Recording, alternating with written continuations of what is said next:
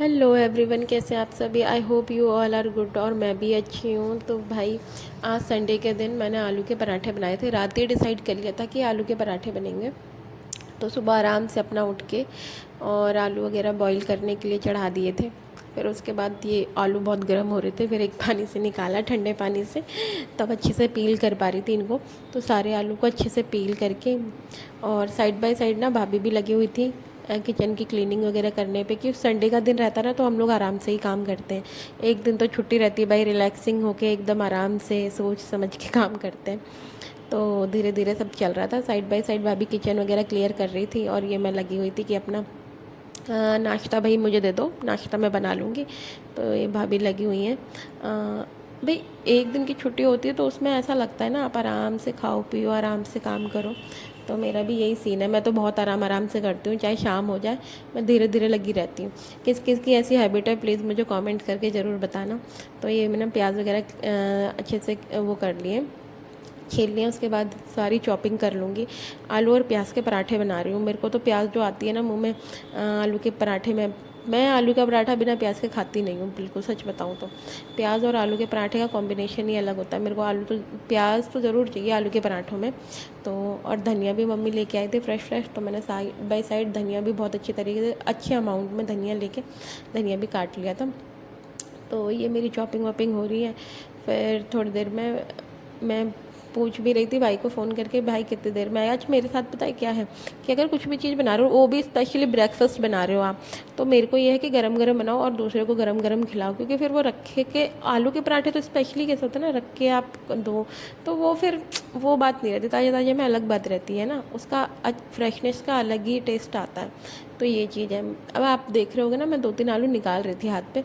तो मैं कह रही थी भाभी दिन के लिए ना मसाला आलू बना लेंगे।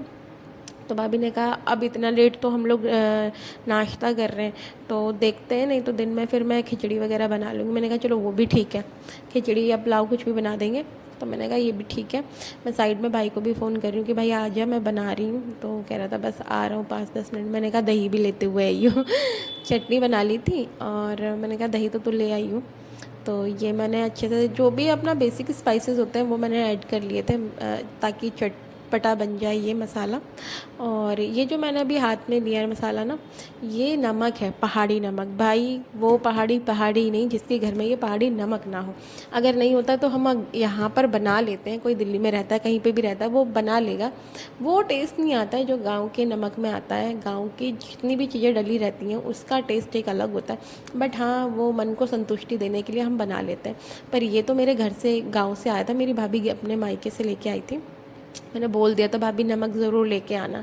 तो ये थोड़ा सा मैंने डाल दिया। अच्छा, किसी भी चीज़ में डाल दो ना तो उसका फ्लेवर ना पता नहीं क्यों इतना अच्छा हो जाता है, और टेस्ट इन्हेंस हो जाता है। बेसिकली ये है, रायते में, हम लोग रायते में, सैलेड में, ठीक है, चटनी वटनी बनाए उसमें डालते ज़रूर हैं, ताकि थोड़ा सा टेस्ट आए इसका। इसका टेस्ट ही एकदम अलग आता है। और भाई देखो, पराठे में इतनी तेज़ तेज़ बेलन मार रही हूँ, बिल्कुल नहीं फट रहे मेरे पराठे, फटते ही नहीं है। रीज़न क्या होता है पता है, पराठे जो फटते निकलते हैं, जब आपका जो पिट्ठी होती है ना, जो स्टफिंग होती है, अगर वो आप क्या करते हो, नमक डालते हो और तुरंत नहीं बनाते हो, रख देते हो उसको, मसाले को बना के बहुत लोग रख देते हैं, फिर आटा लगाते हैं।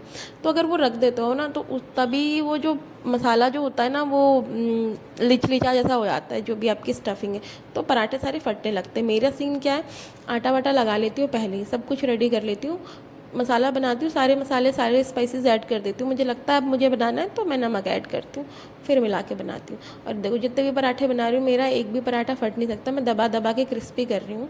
और भाभी साइड में, मैं कह रही हूँ भाभी आप सबको देते जाओ, और भाभी देती जा रही हैं।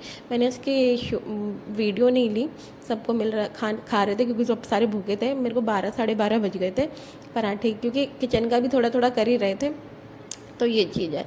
तो करते करते इतना टाइम हो गया। मैंने जितने भी पराठे बनाए देख लो आप, आपको सारा दिखा रही हूँ किस तरीके से। यही मेरा तरीका है बनाने का पराठे को।